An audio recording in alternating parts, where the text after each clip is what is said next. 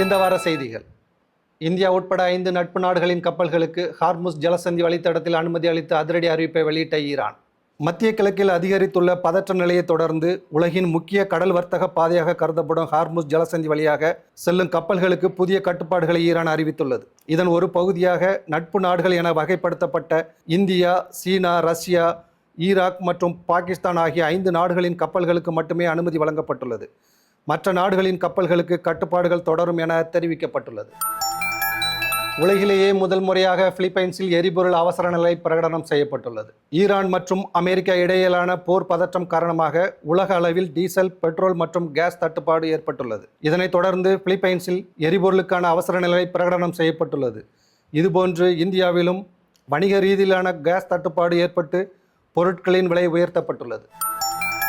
இந்தியாவில் எரிபொருள் தட்டுப்பாடு எதிரொலியாக அனைத்து மாநில முதல்வர்களுடன் பாரத பிரதமர் மோடி ஆலோசனை நடத்துகிறார். எரிபொருள் விநியோகத்தில் ஏற்பட்டுள்ள சிக்கல் மற்றும் இந்தியாவின் பாதுகாப்பு நலன் குறித்து அனைத்து மாநில முதல்வர்களுடன் பாரத பிரதமர் மோடி காணொலி வாயிலாக ஆலோசனை நடத்துகிறார். ஈரான் மீதான இஸ்ரேல் அமெரிக்கா வான்வழி தாக்குதல் பேச்சுவார்த்தை மூலம் விரைவில் முடிவுக்கு வருகிறது. ஈரான் மற்றும் அமெரிக்கா இஸ்ரேல் கூட்டு போர் பதற்றம் காரணமாக உலக அளவில் பாதிப்பு ஏற்பட்டுள்ளதால் சமாதான முயற்சி எடுக்க வேண்டும் என ஐநா வலியுறுத்தியுள்ளது. போப்பாண்டவர் உட்பட உலக தலைவர்கள் அனைவரும் போர் முடிவுக்கு வர வேண்டும் என விருப்பம் தெரிவித்துள்ளனர். தமிழ்நாடு சட்டமன்ற தேர்தலில் அரசியல் கட்சிகள் தொகுதி பங்கீடு, கூட்டணி பேச்சுவார்த்தை முடிந்து வேட்புமனு தாக்கல் செய்ய தயார் நிலையில் உள்ளனர். 2026 தமிழ்நாடு சட்டமன்ற தேர்தல் சூடுபிடிக்க தொடங்கியுள்ள நிலையில் திமுக தலைமையிலான கூட்டணியில் திமுக 175 தொகுதிகளில் உதயசூரியன் சின்னத்தில் போட்டியிடுகிறது. மீதமுள்ள 59 தொகுதிகளில் கூட்டணி கட்சிகள் அவரவர் சின்னங்களில் போட்டியிடுகின்றனர். அதிமுக தலைமையிலான கூட்டணியில் அதிமுக 169 தொகுதிகளில் இரட்டை இலை சின்னத்தில் போட்டியிடுகிறது. மீதமுள்ள 65 தொகுதிகள் பாஜக மற்றும் கூட்டணி கட்சிகளுக்கு ஒதுக்கப்பட்டுள்ளது. சீமானின் நாம் தமிழர் கட்சி 234 தொகுதிகளிலும் விவசாய சின்னத்தில் தனித்து போட்டியிடுகிறது.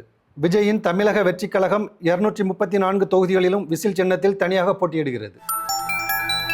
19வது ஐபிஎல் கிரிக்கெட் போட்டி மார்ச் 28ஆம் தேதி சனிக்கிழமை பெங்களூருவில் தொடங்குகிறது. ஐபிஎல் கிரிக்கெட்டின் முதல் போட்டியில் ஆர்சிபி மற்றும் எஸ்ஆர்ஹெச் அணிகள் மோதுகின்றன. மார்ச் 28ஆம் தேதி தொடங்கி மே 31ஆம் தேதி வரை இந்தியாவின் பல்வேறு நகரங்களில் ஐபிஎல் கிரிக்கெட் போட்டிகள் நடைபெறுகின்றன. இதுபோன்ற செய்திகளை தொடர்ந்து தெரிந்து கொள்ள பிளஸ் நியூஸை பின்தொடருங்கள்.